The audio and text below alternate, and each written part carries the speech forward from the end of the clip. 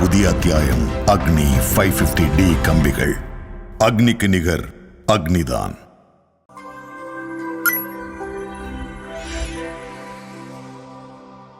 கடம்ப மரம். கடம்ப மரத்தின் அறிவியல் பெயர் ஆந்தோசெபலஸ் கடம்பா என்பதாகும். அவை ரூபியாசியா குடும்பத்தை சேர்ந்தது. நீரோட்டமுள்ள கரைகளில் தான் செழித்து வளரும். முருகனுக்கும் திருமாலுக்கும் உரியது என சங்க பாடல்கள் தெரிவிக்கின்றன. அத்தோடு நன்னன் என்னும் அரசின் காவல் மரமாகவும் இருக்கிறது. கலித்தொகை, திருமுருகாற்று படை போன்ற சங்க தமிழ் இலக்கியங்களில் இம்மரம் இடம்பெற்றுள்ளது. அது மட்டுமா, 1977ஆம் ஆண்டு இந்திய அரசால் அஞ்சல் தலையில் பொறிக்கப்பட்ட பெருமையுடையது கடம்ப மரம். இம்மரம் ஆன்மீகத்துடன் நெருங்கிய தொடர்பு கொண்டது. முற்காலத்தில் கடம்ப மரங்களின் சோலையாகத்தான் மதுரை இருந்தது. பின்பு இம்மரங்களை அழித்துதான் மதுரை நகரம் தோன்றியதாம். இந்த காரணத்தாலேயே மதுரைக்கு கடம்பவனம் என்ற பெயரும் உண்டு.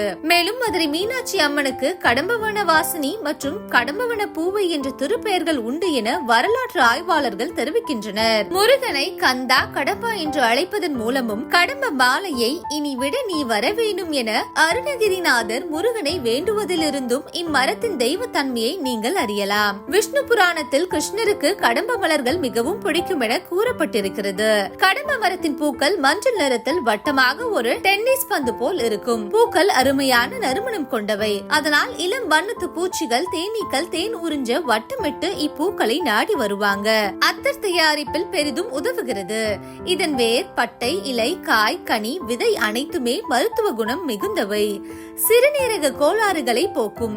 சிறுநீர் பிரச்சனைகளை, இரத்த சோகை, தோல் நோய்கள் ஆகியவற்றை போக்க உதவுகிறது. கடம்ப மரம் அதிக இலைகளை உதிர்த்து மண்ணில் கரிம வளத்தை கூட்டுகிறது. கடம்ப இலை சாறு வாய்ப்புண்ணை குணப்படுத்துவதோடு தொண்டை அலர்ஜியையும் போக்கி வயிற்று பிரச்சனை தீர்ப்பதுடன் ஜீரண மண்டல உறுப்புகள் சீராக செயல்பட உதவும். இதனுடன் சிறிது சர்க்கரை மற்றும் சீரகத்தை சேர்த்து கொடுத்தால் வயிற்று பொறுமல் நீங்கும். இதன் பட்டையை தண்ணீரில் போட்டு காய்ச்சி அந்த தண்ணீரை குடித்தால் காய்ச்சல் குணமாகும். இம்மரத்தின் விதையை அரைத்து நீரித்து கலந்து விஷம் குடித்தவர்களுக்கு கொடுத்தால் விஷம் முறிந்துவிடும்.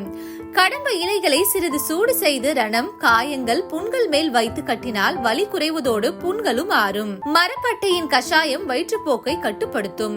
இம்மரத்திலிருந்து பென்சில், தீக்குச்சி, காகிதம் தயாரிக்கப்படுகிறது. மேல் தளப்பலகை மற்றும் தேயிலை பெட்டிகள் செய்யவும் பயன்படுகிறது. மதுரை நகரம் அருள்மிகு மீனாட்சி சுந்தரேஸ்வரர், கரூர் மாவட்டம் குளித்தலை, திருக்கடம்பத்துறை அருள்மிகு கடம்பவனேஸ்வரர், கோயம்புத்தூர் மாவட்டம் சூலூர் அருள்மிகு மந்திரகிரி வேலாயுத சுவாமி, கடலூர் மாவட்டம் மேலக்கடம்பூர் அருள்மிகு அமிர்த கடேஸ்வரர், திருநெல்வேலி மாவட்டம் ஆழ்வார்குறிச்சி அகத்தீஸ்வரம் அருள்மிகு சைலநாத சுவாமி ஆகிய திருக்கோயில்களில் தலவிருட்சமாக இருக்கிறது. போத்தி சாமுத்திரிகாப்பட்டு இல்லாம கல்யாணமா? சாமுத்திரிகாப்பட்டு இருந்தா தான் கல்யாணம். போத்தீஸில் சாமுத்திரிகாப்பட்டு.